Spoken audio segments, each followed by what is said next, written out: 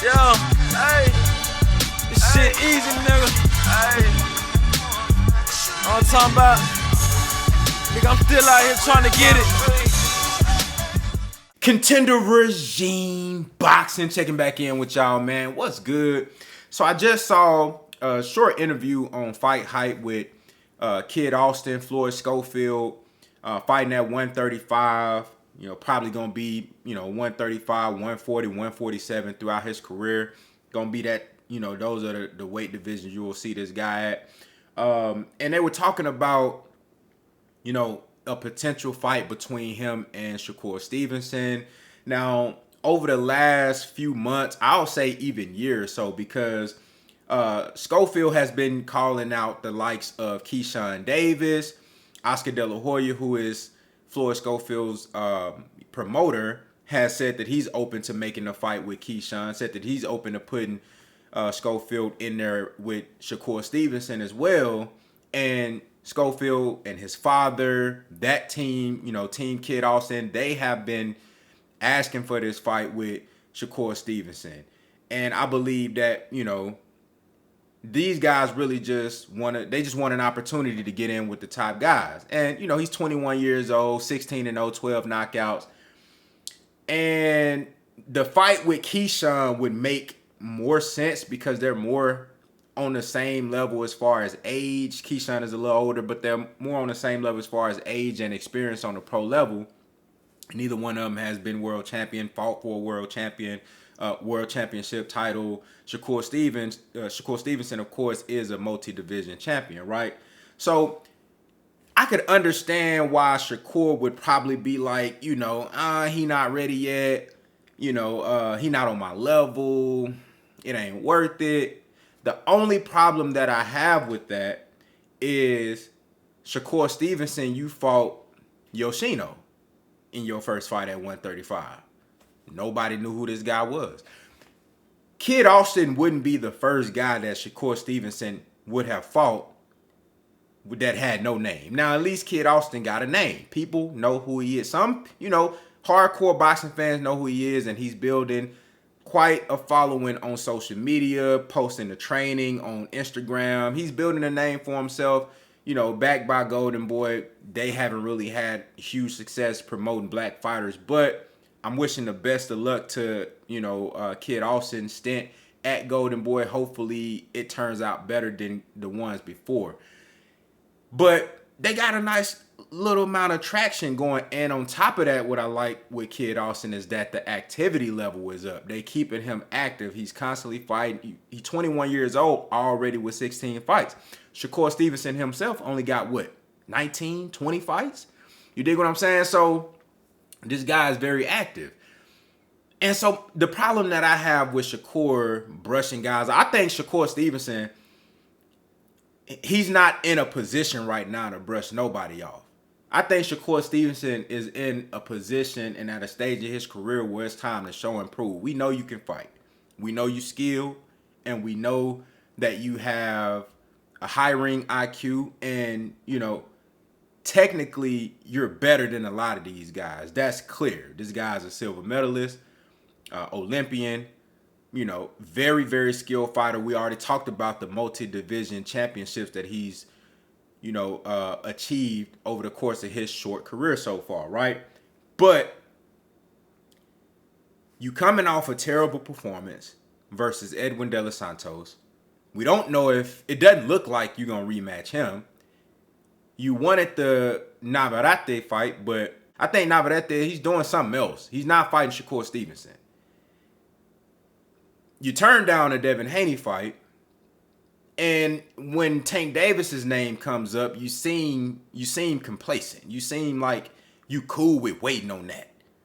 When Tank Davis' name come up, you say, well, it's on Tank. And you're not lying, because Tank the A side, 9 times out of 10, the contract is going to come from them, right? They going to dictate the terms and all that shit, right? We know all that. So you're not lying, but you could still be pressing for the fight the same way you on social media talking crazy about these other guys.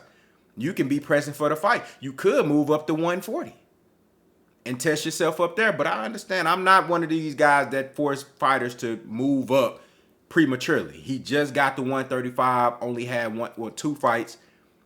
I think he should get he got elevated as a champion with with that vacant title fight with Edwin De Los Santos, but I'd like to see you actually defend the title and go win titles legitimately, versus other champions. So I would like to see you do that.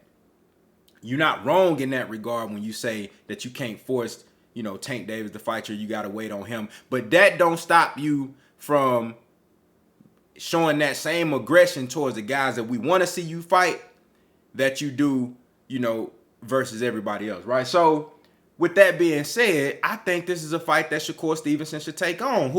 Who is he fighting? Does Shakur Stevenson have a date? Does he have an opponent? Kid Austin is fighting this weekend.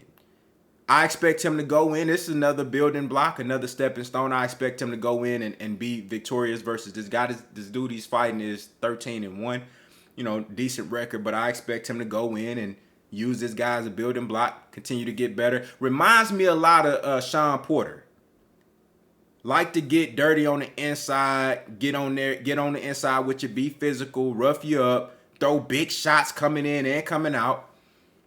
I think that fight could present some challenges for Shakur Stevenson. Now, one might say that, this guy's tailor-made for Shakur because he's going to come forward and try to get on the inside with you. And Shakur is a phenomenal counterpuncher who is a master of controlling distance, right?